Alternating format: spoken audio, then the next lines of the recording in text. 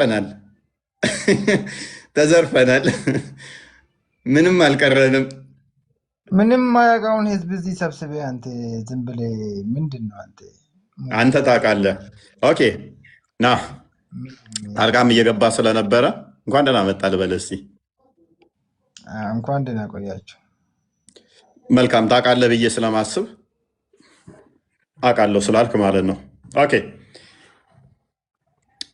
ስንት ነበሩ የኢሳ ሐዋርያቶች? ስለ እስልምና ጠይቀኝ እንጂ ስለ ክርስትና ጠይቀን። የኢሳ ሐዋርያት ስንት ነበሩ? እኛ ስለ እነሱ እኛ አናውቅም። ኦኬ ስለዚህ እስልምና አይደለም አይደለ? የጥያቄ አሁን ሌላ ጥያቄ ጠይቅ። ስለ ሐዋርያቶቹ ተውና እነሱ እንትን ብሏቸዋል። መጽሐፉ ትንሽ እንትን ስለተባለ አሁን የጠየቁን ብቻ መልስ። የኢሳ ሐዋርያቶች ስንት ነበሩ? 12 12 ለምንድን ነው 12 የሆኑት? እሱን እንግዲህ ያው እኔ አላውቅም ለምን እንደሆነ። ኦኬ ከ12ቱ እስቲ ቢያንስ አንዱን ስም ብቻ ንገረኝ። ማን ይባላል ከ12 አንዱ?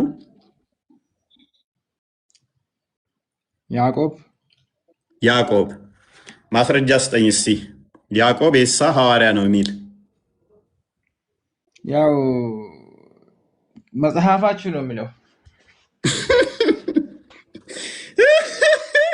መጽሐፋችሁ ነው የሚለው ከኛ መጽሐፍ ወስዶ ሉክ መጽሐፍታችሁ የእኛ መጽሐፍ ላይ ያዕቆብ የኢየሱስ ደቀ መዝሙር ነው ይላል። ከዛ በእኛ መጽሐፍ ላይ ወስድና የኢየሱስ ደቀ መዝሙር ያዕቆብ ነው ሙስሊም ነው።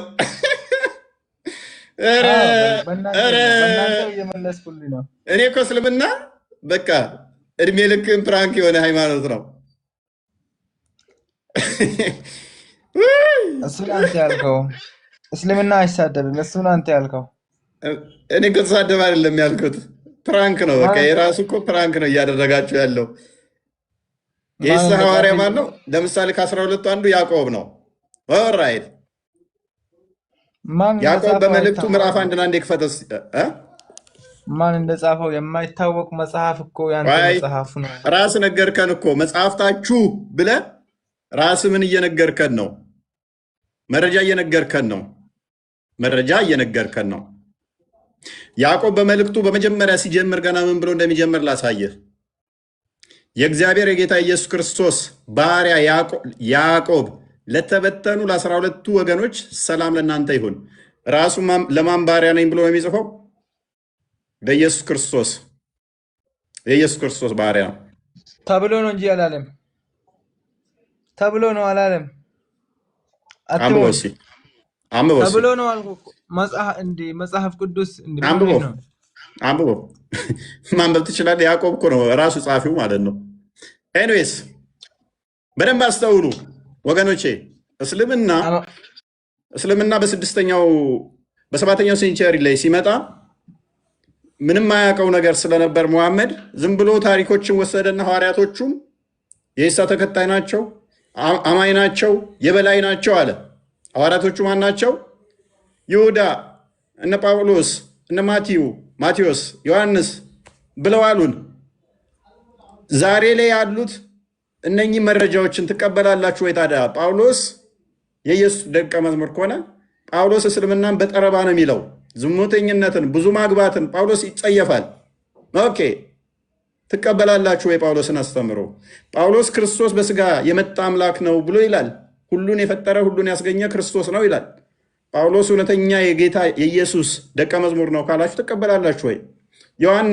ዮሐንስ ቃል ስጋ ሆነ ብሎ ጀምሮ ለፍርድ የሚመጣው ለእያንዳንዱ እንደ ስራው መጠን የሚከፍለው ክርስቶስ ኢየሱስ ነው ብሎ ይዘጋል። ዮሐንስ ክርስቶስ በስጋ መምጣቱን የማያምን መንፈስ ካለ እሱ የተረገመ ነው፣ የተወገዘ ነው፣ የተለየ ነው። ኢየሱስ የአብ ልጅ መሆኑን የሚክር ካለ እሱ አጋንንታዊ ነው ብሎ ይላል ዮሐንስ።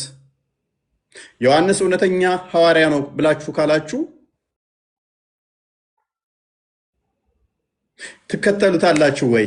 አያችሁ፣ ዛሬ ጡብ ጡብ ነው የሚሉት። በቃ ፈረሃ ነው የሚለው። ሰላም አመሸክ። የምር እፎይና ግን ብዙ ጊዜ ያስገባኝ ብዬ ጠይቄ ዛሬ እግዚአብሔር ይመስገን አስገባኸኝ። ያ እነኛ እንዴት ነህ? ይመስገነው። ክርስቲያን ሙስሊም? እኔ ክርስቲያን ነኝ። ፈራህ የልጄ ስም ነው። ፈረሃ ማን ነው የሚለው? ፈረሃ ሰልሃ ሰላህ ሰዲቅ ምን ማለት ነው? ያው የኔ ባል ሙስሊም ነው፣ እኔ ደግሞ ክርስቲያን ነኝ ማለት ነው። ትርጉሙ ምንድን ነው? ፈራህ ማለት ደስታ ማለት ነው። ኦኬ። በምንኛ አረብኛ ነው? በአረብኛ ፈራህ ነው የሚባለው። እኔም የአረብ ሀገር ስለሆንኩኝ ማለት ነው። ኦኬ እሺ፣ ምን ልታዘዝ? እኔ ለእኔ እንኳን ምንም እንድታዘኝ ሳይሆን በጣም እንደምወድህ እንደማከብርህ በዚሁ እግዚአብሔር ጨምሮ ጨማምሮ ኃይሉን እንዲያበዛልህ ይሄን እንትን ለማለት ነው። ኦኬ። ባለቤትሽ ሙስሊም ነው አሁን? አዎ። ያው አስተምረሽ ማምጣት ይኖርብሻል። አይፈቀድም። ይሄን ታውቂያለሽ? አውቃለሁ። ያው እግዚአብሔር ፍቃዱ ሆኖ እንግዲህ ወደ ሀገራችን እስከምንገባ ድረስ። ልጅሽን አስተምረሻል? ክርስቲያን ነች? አዎ። ባለቤትሽን ማስተማር ይኖርብሻል። ግዴታሽ ነው፣ አሊያም አይቻልም። አይ እስቲ እንደ እግዚአብሔር ፍቃድ ነው የሚባለው። ያው ሰው ሀገር ሆነ እንግዲህ ያው ሀገር ላይ ነው እንጂ ነገሮች የምትወስነው ሰው ሀገር ላይ ትንሽ ይከብዳል። ከሃይማኖት የሚበልጥ የለም። የሰው ሀገር እኛ ሀገር የሚባል ነገር የለም። ነገ እንሞት ዛሬ አናውቀው። ያው በእርግጥ እኔ ሁለቱንም ልጆቼን ክርስትና አስነስቻቸዋለሁኝ። ግን ያው ትንሽ ያው እንግዲህ እሺ፣ አንተ የምትመክረኝ ነገር ካለ ያው ጥያቄዎች ካሉ በውስጥ አናግሪን። ጥያቄ እንዲመለስ ለሚፈልገው ካለ እንትን በይ። እሺ ፈይ አመሰግናለሁ። እኔ ጌታ ቆይ ፈረሃ አትውረጂ። ፈረሃ አትንቀልቀል። ባልሽ እኮ ተፍተፍ ያለ ተረጋጋ። ታዳ ለማስያዝ አንቺ ስራ ጠብቅ። እስኪ ሰው ቤት ገብተህ እንትን ትላለህ። ኤኔስ በቃ በውስጥ እንትን በይልን ወይም ቃል ጻፊለት። ቃል ይታይሻል እዚህ ጋር ያግዝሻል። ለሌላ ማንም እንዳትጽፊ እንትን በይ። ኤኔስ የትኛው ነው ቃል? ያው ከጎንሽ የመጀመሪያው ላይ አለ። እሺ የመጀመሪያው ላይ እሺ። ያው ወይንም ቤላን ጻፊላት። እሺ አመሰግናለሁ። ፈየ መልካም ከስሙኝ ያዳምጣል ወይም እዛው ተወኝ ላዳምጥ። እሺ መልካም። ነስር እንኳን ደህና መጣ። እሺ እንኳን ቆያችሁ። ሰላም ነው? ይመስገን። እንዴት ነህ? አለን አልሐምዱሊላህ። መልካም። ሐዋርያት የሚባሉት የማን ተከታይ ናቸው? የኢሳ አለይሂ ሰላም ተከታዮች ናቸው። ሙስሊሞች ናቸው። ኦኬ። ስንት ናቸው? ቁጥራቸው አይታወቅም። እነማን ናቸው? ስማቸውም አይታወቅም፣ አልተገለጸልንም። እናመሰግናለን። ሉክ ግዴታቸው አይደለም። ቁርአን ላይ የመዘርዘር ግዴታ የለም። ሉክ ስማቸው አይታወቁም፣ ቁጥራቸው አይታወቅም። በደፈናው ሙስሊም ናቸው። ማን እንደሆነ ማታውቀውን ዝም ብለህ ተነስተህ ሙስሊም ነው። ማን ነው አይታወቅም። የእድር መዝገብ አይደለም። ቁርአን የእድር መዝገብ አይደለም። የእድር መዝገብ አይደለም። አውሻውየው 223ን ክፈትልኝ። የእድር መዝገብ መሆኑን ላሳየህ። በደንብ አስተውሉ። እገሌ እገሌን ወለደ፣ እገሌ እገሌን ወለደ የሚለው ባይብል ላይ ነው ያለው፣ ቁርአን ላይ አይደለም። ላሳየህ አይደለ? ሴቶቻችሁ ለእናንተ እርሻ ናቸውና እርሻችሁን በፈለጋችሁት ሁኔታ ድረሱ። እንዴት ማስወለድ እንዴት ማረስ እንዳለብህ እንኳን አደንግጥ። የቅድሙን ጥያቄ አደንግጥ። ሎክ እንዴት ተመልከቱት እንዴት ወሲብ እንደሚፈራ። አዳም አትፍራ። ከስሮና በደንብ ታዳምጣለህ። የእድር አይደለም ማለት እድር ቤት እንደውም ሴትን ልጅ እረስ ብሎ አያወራም። እድር ቤት ስለ እርሻ የሚወራበት ሴትን ልጅ እንደ እርሻ ቆጥሮ እርሻ ነች ረሳት የሚል መጽሐፍ እስልምና ነው። 3353 አንዴ ክፈተው። ስለ እርሻ የሚያወራ ሃይማኖት ውስጥ ተቀምጠ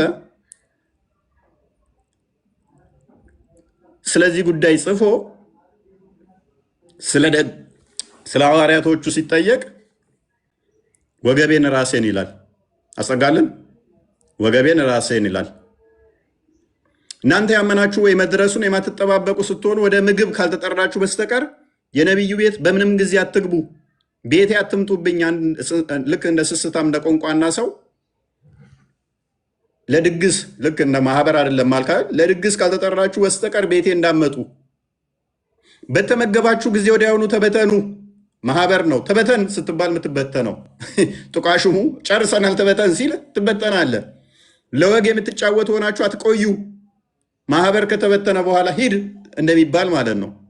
ይህ ነቢዩን በእርግጥ ያስቸግረዋል፣ ከእናንተም ያፍራል። ራሱ እየነገራቸው ያስቸግረዋል፣ ያፍራል። ተበተን ከቤቴ ግን አላህ ከእውነት አያፍርም። ዕቃንም ለመዋስ በጠየቃችሁ ጊዜ ከመጋረጃ ኋላ ሆናችሁ ጠይቋቸው። ሚስቶቹን እንዳያዩበት እኮ ነው። ዘይነብን ያገባለታ ነው ይሄን ያወረደው። ሚስቱን እንዳያዩበት እኔ ቤት መታችሁ ዕቃ እንኳን ለመዋስ ከፈለጋችሁ ከመጋረጃ ኋላ ሆናችሁ ነው እንጂ መጣራት ያለባችሁ። መጋረጃ ከፍታችሁ ወደ ቤት እንዳመጡ።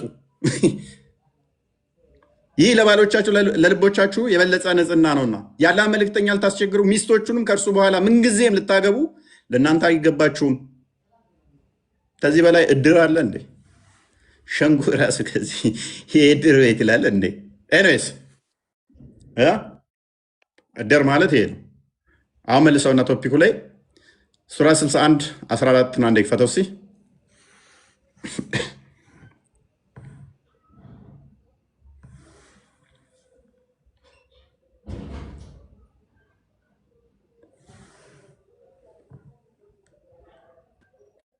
ኦልራይት ኦኬ፣ እችን ክፍል አንብባት እስቲ። እናንተ ያመናችሁ ሆይ የመርየም ልጅ ዒሳ ለሐዋርያቶች ለምን ታስላችሁ? በቤትም ሆነ ትፈራለህ እንዴ? ከቤት አትወጣም። በቤት ሆነ ትፈራለህ። በቃ ነብዩን መስየው ነው። ነብዩ ጋር እየተመሳሰልኩባት ነው። ቡሃሪ 6982 ላይ ቡሃሪ 3 ላይ ነብዩ ሄራ ዋሻ ውስጥ ተጨምቆ ፈርቻለሁ እያለ ከድጃ ቀሚስ ውስጥ ነው የተወሸቀው። ፕሊስ የፈራው ነብይ ነው። ጅማት ውስጥ ከሚገተር ድረስ ማጅራቱ ተገትሮ ሮጦ የመጣውና ቀሚሷ ውስጥ የገባው ነብይ ነው። ለምን ትፈራለህ? አሁን ግባ። ለምን በስድብ ለምን ትደበቃለህ? አሁን ግባ። ይኸው ግባ። ሐዋርያቶቹ እነማን ናቸው እኮ? ጥያቄ ምንድን ነው? ሐዋርያቶቹ እነማን ናቸው? ሐዋርያቶቹ በስም ተዘርዝረው አልተቀመጡም ቁርአን ላይ። ታዲያ ምን መልስ ማሰጠኝ ከሆነ ምን ትሰራለህ? ምንድነው ጥያቄ? አላቅም ከሆነ መልስህ ዛሲት አለቀ። ጨረስን። ጥያቄ ምንድን ነው? ጨረስና እስልምና እንዴ ምንም እኮ ጥያቄ ለራሱ ግልጽ እኮ አዳምጠሽ ሎክ መልእክተኞች ብሎ የሚያላቸውን ሙስሊም ናቸው የሚላቸው መልእክተኞቹን እንኳን አያውቅም። ማታክ ከሆነ ስንት ናቸው አያውቅም። እነማን ናቸው አያውቅም። አዳምጥ። በስም የመዘርዘር ግዴታ የለበትም። ፕሊስ በቃ ከስሩን ድንቁርና እንዲህ ከተጠናወተ ከስሩን የሚከተላቸውን በደንብ አስተውሉ። እነማን ናቸው አያውቅም። ስንት ናቸው አያውቅም። ሙስሊም ናቸው ይላል። እነማ በማይታወቅ ሜዳ ላይ ማለት ነው። ምናል ድንቁርና አይምሯቸው እንደተጠናወተው ይዩት። ሱራ 12 111 አንዴ ክፈተው። እነኚህ ሐዋርያቶቹ የበላይ ናቸው፣ መሪ ናቸው የተባሉት መልእክተኛ የተባሉት አይታወቁም። ቁርአን አያውቃቸውም ማለት ነው። እንደዛ ከሆነ ማታውቃቸውን ከሆነ ሰንበዲያውን ተነስቶ ፍቅር ሲዝም አሁን እንደሚያደርገው የኢሳ እንደዚህ ፍቅር ሲዝም ናቸው ማንኛው ስትለው ስሙ አልተገለጸም። ስንት ናቸው ስትለው አይታወቁም። ማንም ክሌም አንተም ተነስተ ሃይማኖት መመስረት ትችላለህ። እንደዛ እያልክ ማይታወቅ ሰውዬ ቁጥራቸው ማይታወቁ የዛሬ 1000 ዓመት ያህል እፎይ ላይቭ ላይ ቲክቶክ ላይ ያስተምራል ብለዋል። ማን ያለው እንደዛ? ስሙ አይታወቅም። ስንት ናቸው እንደዛ ያሉት? አይታወቁም። ነገር ግን ምን ብለዋል? እፎይ በቲክቶክ እንደዚህ ያስተምራል ብለዋል ብዬ መጽሐፍ ነው። ከዛ ወዲያ ደንቆሮ ህዝብ ተገኘ የሚከተለኝ እንደዛ ብሎ ያምንብኝና ይከተለኛል ማለት ነው። ማን ነው እፎይ በቲክቶክ ያስተምራል ያለው? ስሙ ማን ይባላል? አይታወቅም። ስንት ናቸው? አይታወቁም።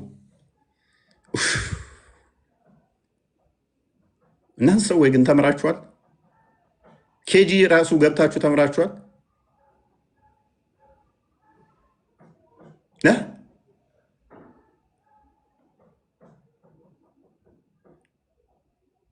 እኔ እናንተን ጭንቅላት ቢኖረኝ በዚህ ትዕግስት አልባነቴ አንገቴን ቆርጬ ነው ማሽቀነንጥረው።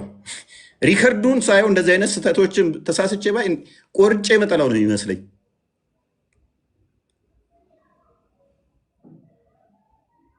ሊቃውንቶቹ ደግሞ ምን ይላሉ? ሐዋርያው ቅዱስ ጳውሎስ ነው ይላሉ፣ ዮሐንስ ነው ይላሉ፣ ማቲው ነው ይላሉ። መጽሐፍቶቻቸው ደግሞ እስልምናን ጠልዞ እንደሚጥል የሚያውቁ ደግሞ ምንም እንኳን ጳውሎስ የጌታ ደቀ መዝሙር ነው ቢሉም ሊቃውንቶቻችን ጳውሎስን ዝም ብለን እንስደበው። ቁርአናቸው ደግሞ ምን ይላል? በታሪካቸው ውስጥ ለአእምሮ ባለቤቶች በእርግጥ መገሰጫ ነበረ። ይህ ቁርአን የሚቀጣጥፍ ወሬ አይደለም፣ ግን ያንን በበፊቱ ያለውን አረጋጋጭ ለነገር ሁሉ ፓርሻሊ አይደለም፣ ለነገር ሁሉ ለሚያምኑ ህዝቦችም መሪና ችሮታ ነው። ለነገር ሁሉ ገላጭና አብራሪ ከሆነ ሐዋርያቶቹ እነማን ናቸው? አይታወቅም። ቁጥራቸው ስንት ነው? አይታወቅም። የት ሀገር አስተማሩ? አይታወቅም። እንዴት ነው የሆኑት? አይታወቅም። ኢሳ እንዴት ሄደ? አይታወቅም። ኢሳ ምን ሰራ? አይታወቅም። ምን አስተማሩ? አይታወቅም። እንዴት ወሲብ ማድረግ እንዳለብህ፣ እቃ እንዴት መዋስ እንዳለብህ፣ ምግብ ለመብላት ቤት መቀመጥ እንደሌለብህ፣ ሴትን ልጅ እንደ ቁራሌ መለወጥ እንዳለብህ፣ ስድብ በደንብ ተጽፏል ቁርአን ውስጥ። ታሪክ ሲኮርጅ መሐመድ በስራ ስላልኮረጀ ማለት ነው። በጣም እናዝናለን። በጣም ነው ማዝነው እኔ። ሴጣን ምን ያህል ሊሰራ እንደሚችል በሰዎች ላይ አይምሯቸውን ምን ያህል ማኒፑሌት አድርጎ ሴጣን ሊጫወትባቸው እንደሚችል ስታዘብ በጣም ነው የምታመመው። ማለት ምን ያህል አጋንንት የሰዎችን አይምሮ ሊቆጣጠር እንደሚችል።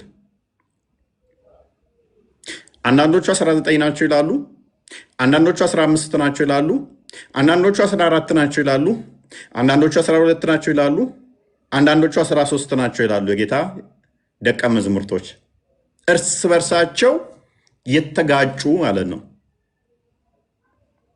የኢሳ ሚሽን ምን ነበረ? የበላይም ከሆነ ደቀ መዛሙርቶቹ ወይንም ሐዋርያቶቹ አሸናፊና ኃያል ከነበሩ ኢሳን አስደብቆ ሳይሰቀል ማስመለጥ ለምን አስፈለገ? ካደ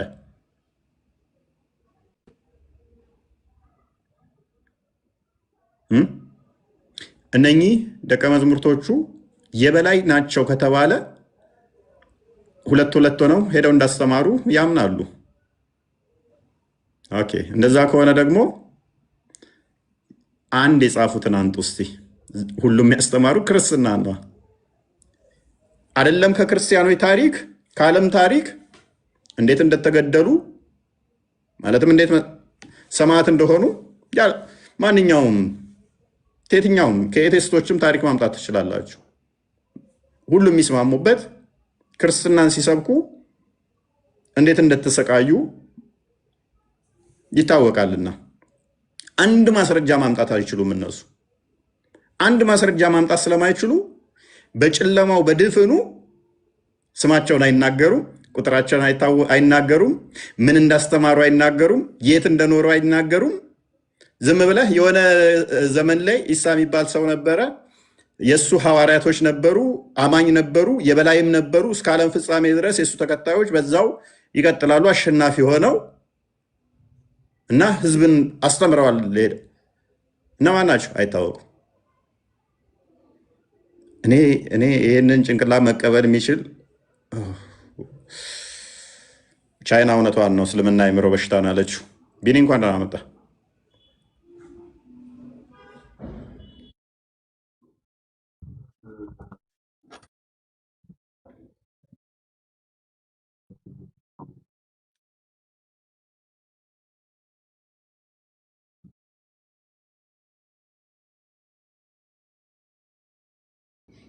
የሴት እድር ሊሆን አይችልም። ስለ ሴት የቆመ ሳይሆን ስለ ወንዶች የቆመ ነው።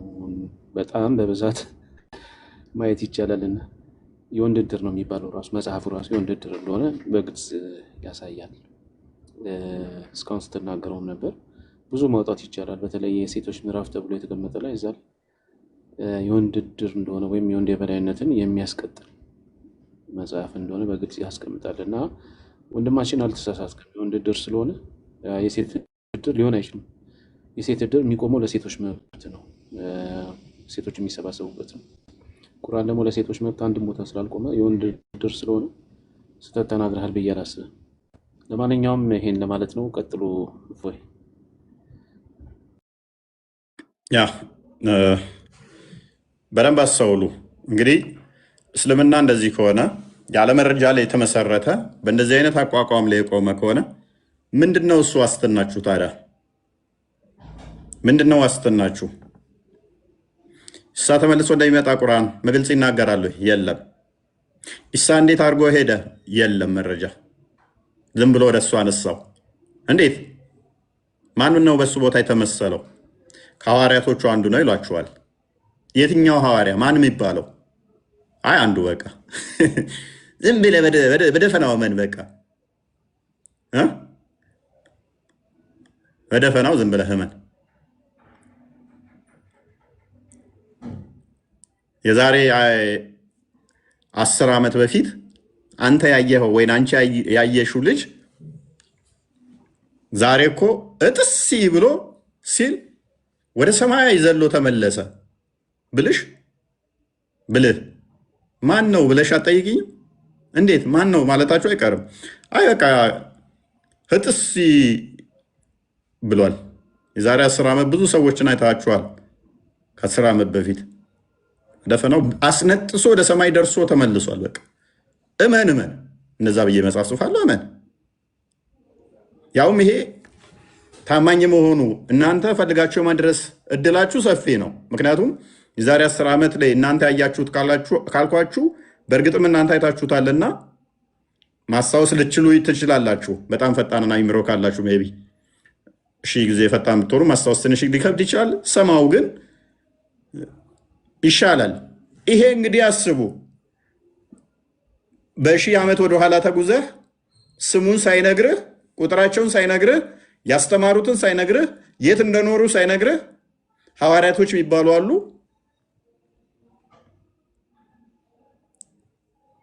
አሸናፊም ናቸው፣ የበላይም ናቸው፣ መሪም ናቸው። ሄደውም አስተምረዋል ይልሃል። ማን ናቸው? አይታወቅም ስማቸው። ስንት ናቸው? አይታወቅም ስማቸው። በስራቸው ተከታይ ነበር? አዎ ተከታይ ጭፍራ አላቸው፣ የበላይ ናቸው። እንደዛኛው ላይ ደግሞ ለምሳሌ አለ ያዕቆብ አለ። በምን አወቅ ያዕቆብ መሆኑን? ክፈታው ክርስቲያን ቪኪ መጽሐፍ ቅዱስ ላይ ያዕቆብ የኢየሱስ ተከታይ ነው ይላል። ታዲያ ያዕቆብ የኢየሱስ ተከታይ ነው ስላለ ሙስሊም ነው ማለት ነው እንዴ? ታሪክ ትኮርጅና መጽሐፍ ቅዱስ ላይ ዮሐንስ፣ ያዕቆብ፣ ጳውሎስ፣ ማቴዎስ ይላል። ስለዚህ እዛ ጋር ኢየሱስን ኢሳ ብለናል አደለ? እነኝን ደግሞ ደቀ መዝሙርቶቹንም እንኮርጃቸው።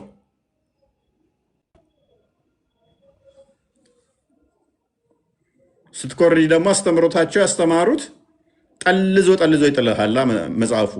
እነሱ ያስተማሩት እነሱ የጻፉት መጽሐፍ ደግሞ እስልምናን ፍርስርሱን ያወጣዋል። ስማቸውን ይወስዱና መጽሐፍቶቻቸውን አንወስድም። እምነታቸውንም ራሳችን ዝም ብለን በራሳችን እንጻፍላቸው። መቼ? ከ600 ዓመት በኋላ እነሱ ካለፉ ቁጭ ብለህ አሁን እኔ ብድግ ብዬ አፄ ቴዎድሮስ እንዲህ ነው ብዬ ብጽፍ እንደማለት እኮ ነው። ምንም መረጃ ሳልጠቅስ ማለት ነው። ተገለጠልኝ ብዬ አፄ ቴዎድሮስ የጦርነቱ ለታ የሚገርማችሁ በጣም አዛጋው። ካዛጋው በኋላ ከጎኑ ያለው ገብርዬ ማን ነው ረዳቴ ብሎ ሲጠይቀው አፄ ቴዎድሮስ እኔ ያለኋ ምናምን አለው። ከዛም ቡንጁ የሚባለው አምላካችን አይዞ አትፍራ አለው። ከዛ ልክ እንደዛ አትፍራ እንዳለው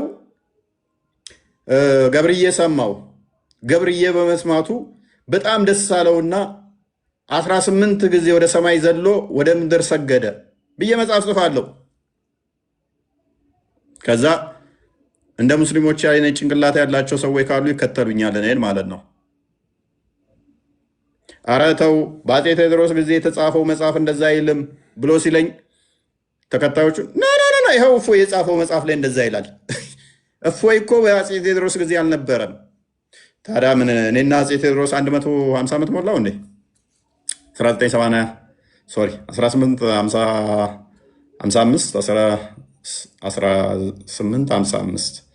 1868 አካባቢ ነው አይደለ ያረፈው ቴዎድሮስ 40 ዓመት 30 ዓመት 150 ዓመት አካባቢ ማለት ነው። ቅርብ ነች 150 ዓመት እንደዛ ብዬ ብጽፍ ቅርብ ነች። ማክሲመም 150 ዓመት ነው። ሙሐመድ እኮ 600 ዓመት ጋብ ያለውን ነው እንደዚህ ብሎ የጻፈው። እኔ 150 ዓመት ጋብ ብጽፍ ታዲያ እንደዛ ብዬ ምን ችግር አለ? ከዛ እንደ እስልምና አይነት ጭንቅላት ያላቸው ሰዎች ይከተሉኛል ማለት ነው። እኔ ያውም አፄ ቴዎድሮስ ብዬ ስሙን ጠርቼ በስርዓት ገብርዬ ብዬ ተከታዩን በስርዓት ጠርቼ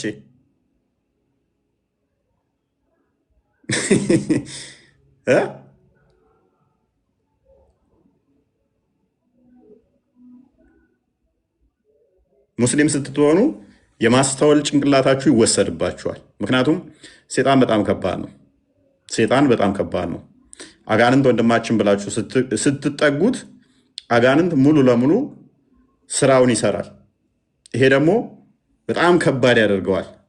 በጣም አደገኛ ነው እንደዚህ አይነት ነገር፣ በጣም አደገኛ ነው እንደዚህ አይነት። ምክንያቱም እንዳታስተውሉ ያደርጋችኋል። ለዚህ ነው እግዚአብሔርን ለማወቅ ባልወደዱት መጠን ለማይረባ አይምሮ አሳልፎ ሰጣቸው ይላል። ለማይረባ አይምሮ ተላልፋችሁ ትሰጣላችሁ። ምክንያቱም እርሱን ለማወቅ ባልወደዳችሁት መጠን አይምሯችሁ መጠቀም ባቆማችሁ መጠን ከእርሱ በሸሻችሁ መጠን ለእናንተ ለነፃ ምርጫችሁ አሳልፎ ይሰጣችኋል። እግዚአብሔር ነፃ ምርጫችሁን እንድትከተሉ ይፈቅድላችኋል። ነፃ ምርጫችን አጋንንት ያስተማረው ነው ስትሉ ትከተሉ ዘንድ ይፈቅድላችኋል። ይሄ በጣም ከባድ ነው። አንድ ተፍሲር ክፈትልን እስኪ ቪኪ፣ ቆርጦቤን ክፈትልን። ሱራ 61 14 ቆርጦቤ አይ ቲንክ 671 መሰለኝ።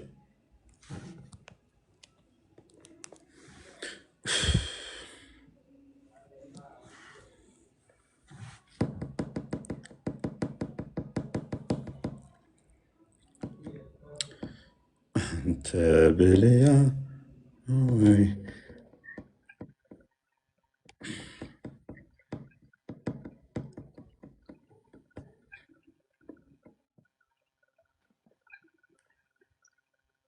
ስንተኛ ነበር?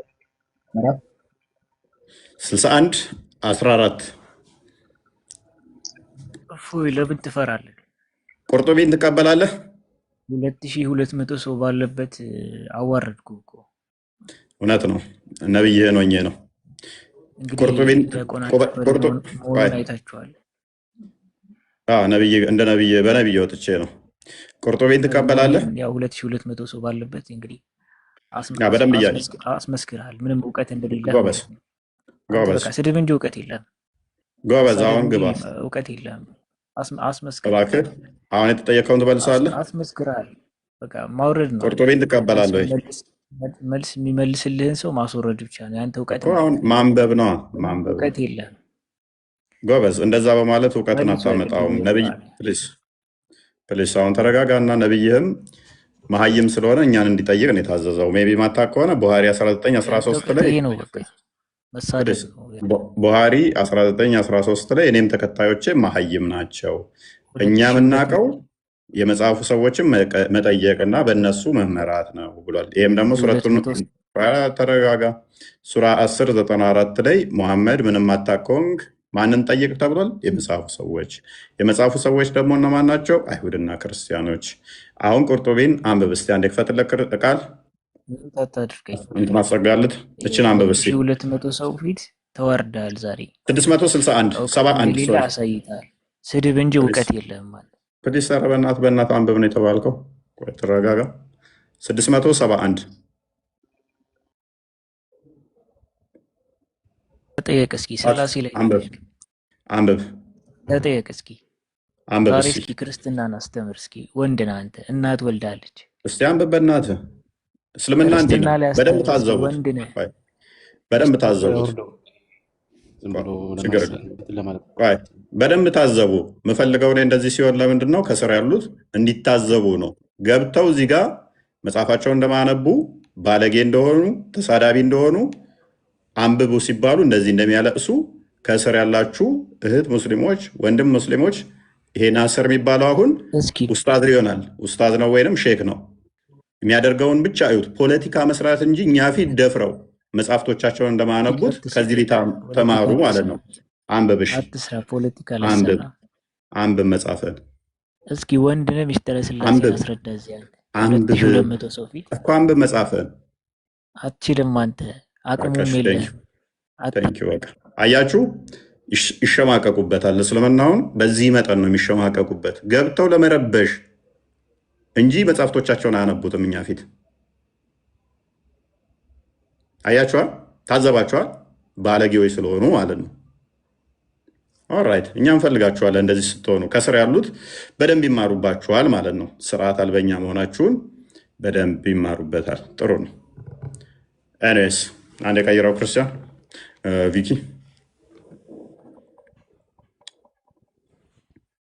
አይ ዛሬ ድረስ መሄድ ይጠበቅብሃል ብለህ ነው። አውቶማቲክ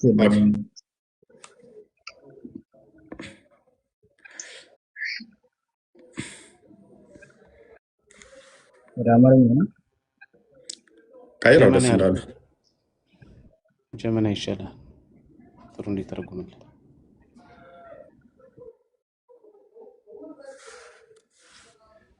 ይሰማል ድምጼ? ይሰማል። በውስጥ 5 ጉዳዮች አሉት። የመጀመሪያው የአላህ ሁሉን ቻይ የሆነው ቃል እናንተ ያመናችሁ የሚለው የቁርአኑን ክፍል ነው እያለ ያስቀምጠውና እንዲህ ይላል። ስለ ዑስማን ቢን ማዙን የተወረደው ለአላህ መልእክተኛ አላህ ይባርካቸውና ሰላም ይስጠው ሰላዋት ያወርዳል እንዲህ ስላላቸው ነው። ብትፈቅዱልኝ ኖሮ ኸውላን እፈታለሁ መነኩሴ እሆናለሁ። አብዝተዋል። አይ ቲንክ ሱራ ስንት ነው የከፈትከው? 61 ነበረ። 61 ቁጥር 11 ነው ያደረኩት። ለካ አፉ በለኛ 11 ነው ያደረኩት። ያ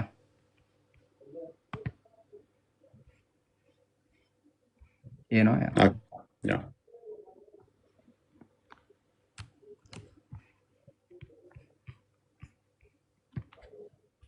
እግረ መንገዳችሁ ስትገቡ አትደናቆሩ። እሺ ከስር ነው ወይስ ከመጀመሪያው ልጀምር? እሺ እንትኖቹን ያቸው ሙሉ ስላደረከው አላውቀውም የትኛው። ከዚያም ሙሐመድ እንዲህ ያለ በአረፍተ ነገር ውስጥ በተዘዋዋሪ ትርጉም አለ ይላል። ሙሐመድ ሆይ የእግዚአብሔር ረዳቶች ሁኑ በላቸው ይልና እግዚአብሔር የሚለው አላህን ነው። የኢየሱስ ጓደኞች እንደነበሩት ረዳቶች ሁኑ፣ እርሱም በእግዚአብሔር ጸጋ ረዳቶችና ደቀ መዛሙርቱ ነበሩ ይላል። ደቀ መዛሙርቱ የመልእክተኞቹ ልዩ ጓደኞች ናቸው። ማእመር እንዲህ ብሏል፣ ይህ የሆነው በአላህ ጸጋ ነው፣ ማለትም ደገፉት። እነርሱም 70 ሰዎች ነበሩ።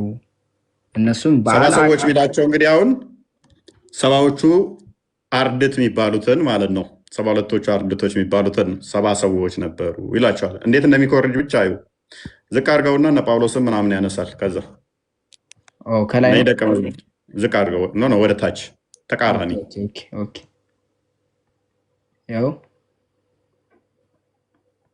እንዲህ ይላል አላህ በኢሳ ዘመን ያመኑትን መሐመድን በካዶች ላይ እንዲያሸንፉ በማድረግ ረዳቸው ይልና እንዲህም ተብሎ ነበር፣ አሁን ሙስሊሞቹ ከሁለቱ የተሳሳቱ ቡድኖች ጋር ደግፏቸዋል። አላህ ነበረ ከዚያም ወደ ላይ ያሉትን የአላህ ልጅ እግዚአብሔርን ወደ ራሱ አስነሳው ይላል። የእግዚአብሔር ልጅ ነበር፣ አላህም ወደ ራሱ አስነሳው። ከፍ አድርገው ያው ደቀ መዛሙርቱ አምጥቷቸዋል። እሱ ጋር አንብበው ኢየሱስ እሱ ጋር ያለውን አንብበው። ያንተን የጨመርኩበት ምንድነው ፎንት ሳይዝ አንብበው። እሺ ይታያችኋል። እሺ ኢየሱስ ወይም ኢሳ ኢብን ሻቅ እንዲህ ብሏል። የታሪክ ምሁሩ ኢሳ ከደቀ መዛሙርቱና ከተከታዮቹ መካከል የላካቸው ጴጥሮስና ጳውሎስ ወደ ሮም፣ እንድሪያስና ማቴዎስ ወደ ህዝቡ የሚበሉበት ምድር ወደሚበሉበት ምድር ህዝቦች ወደሚበሉበት ሰው ወደሚበሉበት ማለት ነው። ህዝብ ወደሚበላበት ቦታ፣ ቶማስ ወደ ምስራቅ ወደ ባቢሎን ምድር፣ ፊልጶስ ወደ ካርቴጅ በአፍሪካ ውስጥ ወዳለችው ወደ ካርቴጅ ማለት ነው፣ ዮሐንስ ወደ ደሴስ የዋሻው ሰዎች መንደር ማለት ነው በቅንፍ፣ ያዕቆብ ወደ ቅድስት ከተማ ወደ ኢየሩሳሌም ሄደ። ኦኬ እንግዲህ ምን አለ ኮረጁት ይው ደቀ መዛሙርቶቻችንን ወስደው ጳውሎስ፣ ማቴዎስ፣ ጴጥሮስ ማቴዎስ የኛ ነው እያሉን ነው። ጳውሎስ የኛ ነው እያሉን ነው። ሙፈሲሮቹ መጥተው ጳውሎስ የኛ ነው፣ ማቴዎስ የኛ ነው፣ ጴጥሮስ የኛ ኦኬ እንደያ ከሆነማ አስተምሮታቸውንም ውሰዷ፣ መጽሐፍቶቻቸውንም መጽሐፍቶቻቸው ወገበ ዛላውን ነው የሚቆርጠው። የእስልምናን አስተምሮ በጠረባ ነው የሚለው።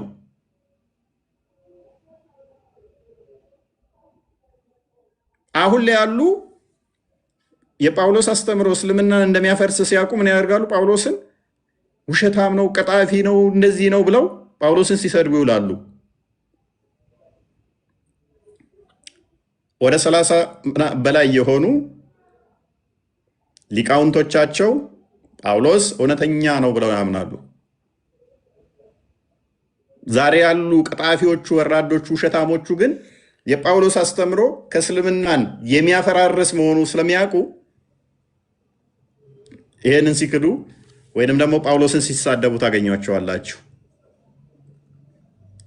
ፉጢ ነው የሚለው ፋቴ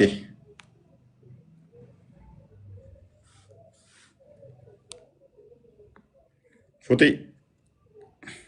ሙስሊም ክርስቲያን ይሰማል። ይሄ ምን ትሉታላችሁ?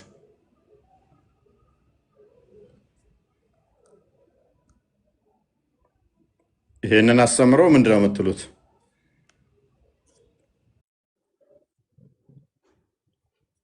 ስልክ የገባ አስቸገረኝ፣ ለዛ ነው ያወጣሁት። ኦኬ ጳውሎስ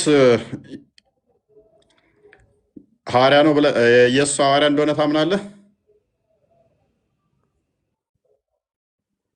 በክርስቲያና በሙስሊም በሙስሊሞች አረ እኔ በእነሱ እሱ እንዳለ መራቱ አላውቅም። እሺ የኢየሱስ ሐዋርያቶች እነማን ናቸው በእስልምና?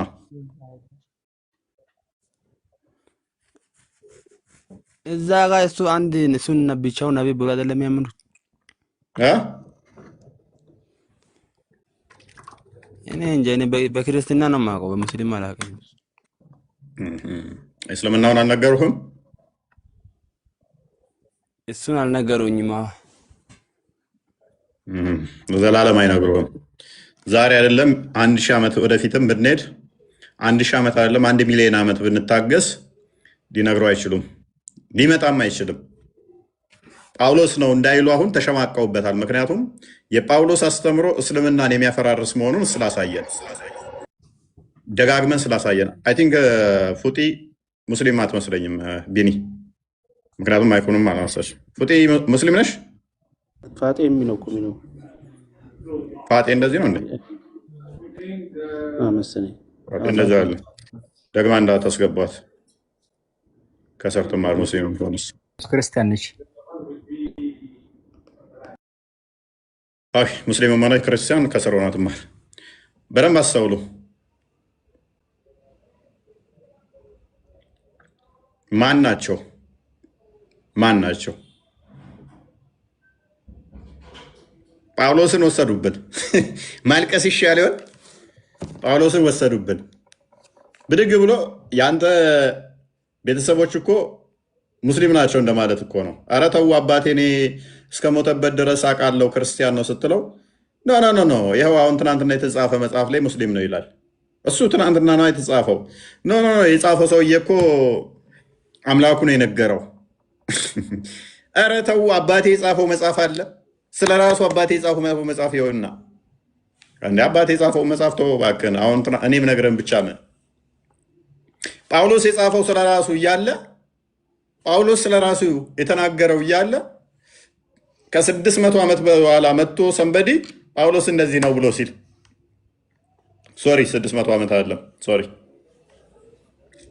ቁርጡቢ ማለት 671 ማለት ስንት ማለት ነው? ወደ 1200 ዓመት በኋላ ከ1200 ዓመት በኋላ ከ1200 ምናምን ዓመት በኋላ መጥቶ ጳውሎስ እንዲህ ነው ብሎ ሲነግርህ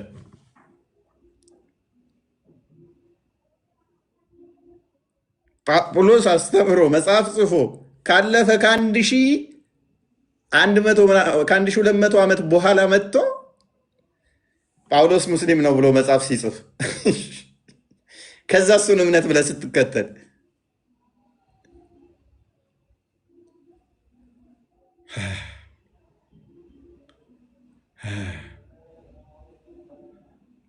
ይህንን ጭንቅላትማ አለማድነቅ በምን ይቻላል? ከምር በዚህ መጠን ደድቦ እስልምናን መከተል በራሱ ብቃት ይጠይቃል። የምሬን ነው፣ ብቃት ይጠይቃል። በዚህ መጠን ጭንቅላትን ሳይጠቀሙ እስልምና ውስጥ መቆየት በራሱ ብቃት ይጠይቃል። ሰው እችን የጠፍሩን ቆሻሻ ያህል አይምሮውን ከተጠቀመ እስልምና ውስጥ ዛሬ አያድርም።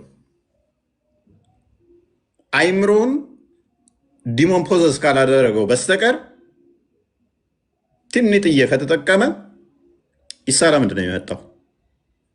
ምንስ ሚሽን ያሳካው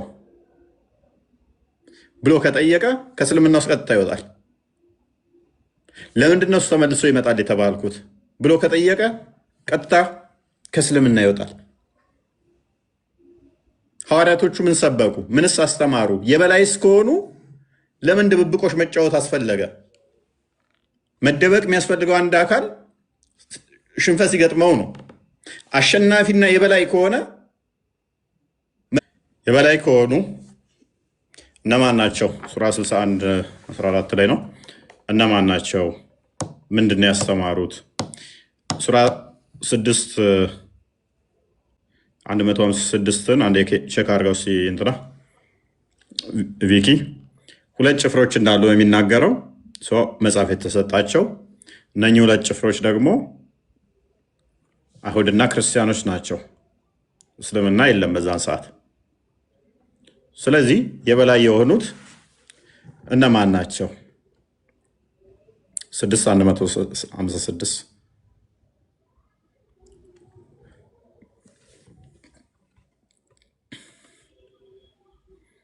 እነማን ናቸው? ኦኬ ያወረድነው መጽሐፍ የተወረደው ከበፊታችን በሁለቱ ጭፍሮች ላይ ብቻ ነው፣ እኛም ከንባባቸው ደንጊዎች ነበርን እንዳትሉ ነው ይላል። ስለዚህ ቁርአን የወረደው በሁለት ጭፍሮች ላይ ብቻ ነው እንዳትሉ ለእናንተ ሶስተኛ ጭፍራ ወርዶላችኋል ነው። ያመነችው ጭፍራ የበላይ ሆነች ከተባለ ሁለቱ ጭፍሮች እነማን ናቸው ከተባለ አይሁድና ክርስቲያኖች ናቸው። መጽሐፉ ባለቤቶች መጽሐፉን የሚያነቡ ሁለቱ ጭፍሮች አይሁድና ክርስቲያን ናቸው። በቀራ 113 አንድ ቼክ አድርገው። ታዲያ እነኚህ አይሁድና ክርስቲያኖች እምነታቸው ከእስልምና ጋር ምን ይገናኛል? ምንም አይገናኝ ከሆነ ደግሞ የኢየሱስ ተከታዮች እነሱ ዛሬ ላይ መታችሁ ሙስሊም ነው ስትሏቸው አታፍሩም ወይ? 113 ነው ያልኩህ። አታፍሩም ወይ?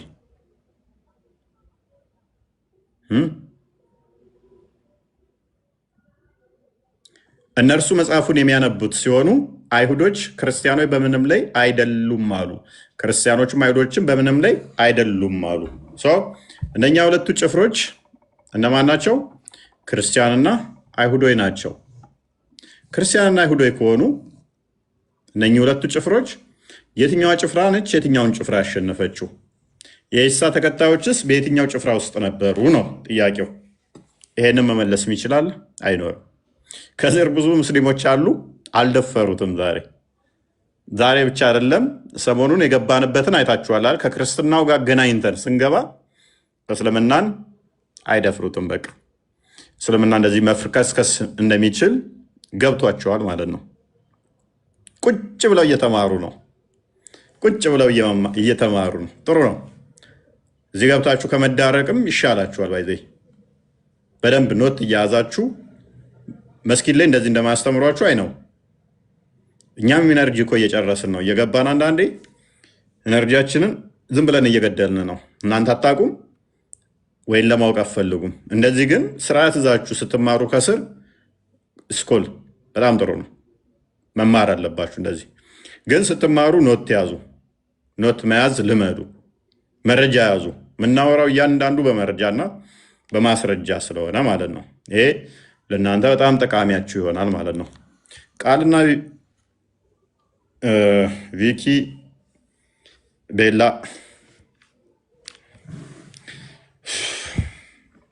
ይሰማልን። አንተም ደክሟል፣ ይብቃን።